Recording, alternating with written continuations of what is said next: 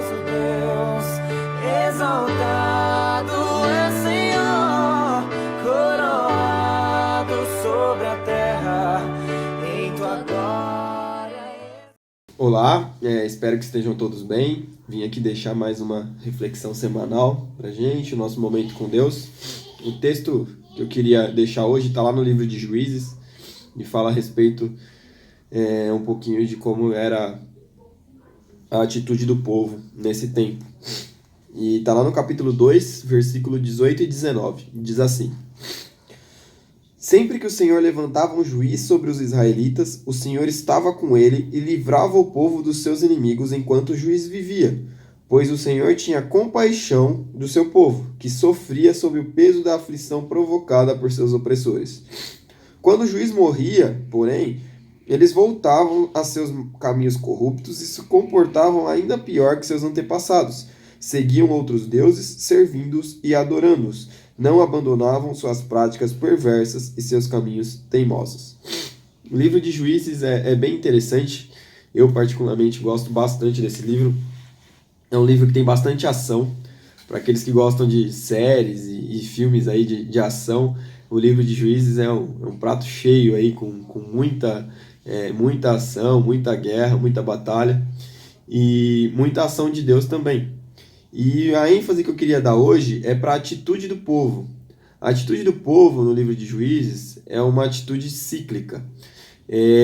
O povo, ele estava bem, ele estava independente, estava sendo abençoado por Deus. Porém, o que acontecia? Eles se esqueciam de Deus, se voltavam para os maus caminhos, adoravam outros deuses, idolatravam outros deuses e se afastavam dos caminhos de Deus. Deus os castigava, permitia que vissem outros povos e os oprimissem, os tratassem como prisioneiros, eles perdiam as batalhas.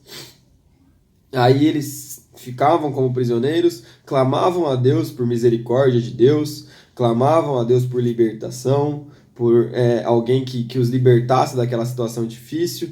Deus levantava um juiz no meio do povo, um líder, uma liderança nacional ali no momento, e ele libertava o povo, ele levava ao povo a libertação. Aí o povo ficava bem de novo, era liberto, voltava o período de bonança, o período em que Deus abençoava. Só que aí ele vinha e caía de novo, se esquecia novamente. E isso entrava num ciclo. E durante todo o livro de Juízes acontece esse ciclo. O ciclo entre a rebelião, a misericórdia e depois de novo o esquecimento e a rebelião. O que eu queria deixar de reflexão é que a gente comparasse isso com a nossa própria vida. Muitas vezes a gente se aproxima de Deus nos momentos difíceis. Quando a gente sente que a gente não pode fazer mais nada com as nossas próprias mãos, a gente busca a Deus. A gente clama a Deus por bênção, a gente clama a Deus por um milagre, por uma salvação, por uma ajuda, por um direcionamento. E a gente passa a orar mais, a gente passa a ler mais a Bíblia, a gente passa a ter uma comunhão maior com Deus. Deus vai e às vezes nos abençoa, às vezes acaba não acontecendo aquilo que a gente espera que acontecesse, porém a situação passa e a gente esquece da nossa relação com Deus. E a gente passa a ter um período de bênçãos novamente, a viver um período bom em que as coisas estão dando certo, e esquece que é por graça de Deus que a gente está passando por aquilo e não por nossas próprias forças. E a gente começa muitas vezes a adorar outras coisas, como o dinheiro, como a situação financeira, ou uma família, a situação familiar, e colocando outras coisas na frente de Deus.